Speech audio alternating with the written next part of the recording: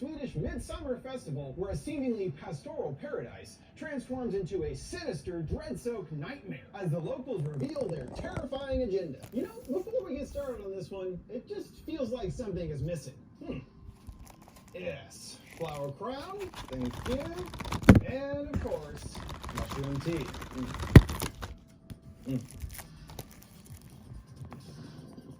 Woo! Now we're talking. The psychedelics are quite appropriate for this one. Not just because pretty much everyone is on drugs the whole movie, but because the entire movie feels like undergoing a drug trip, which of course was Ari Aster's intent.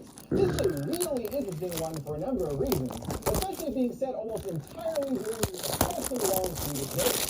Somehow the oppressive daytime becomes scarier than the darkness and shadows we usually associate with horror. Yet to call Midsommar just horror is an understatement, because it tackles so many genres at once. It ended up being a heck of a lot more hilarious than I was anticipating. It was welcome levity to at times undercut the insanity of what was unfolding. And the movie does go to some extremely disturbing and violent places as well. It really runs the gamut there. When compared to his previous Hereditary, I would put Midsommar only slightly lower, due to how shocking and surprising witnessing the events of Hereditary was to see unfold. On the other hand, Midsommar interestingly chooses to telegraph almost everything ahead of time of what is going to happen via rustic murals, which at times is also quite strange and hilarious. Yet in the end, things unfold just as we expect if we pay attention to these ever-present paintings. So it isn't quite as shocking as a result, and feels a little less surprising and terrifying than the last 20 minutes of Hereditary. Also interesting is how similar in some capacities Midsommar is with his previous feature, a crazy killer cult enacting an elaborate ritual. Yet Midsommar manages to feel completely different than its predecessor in many ways, despite these somewhat similar structures and stories.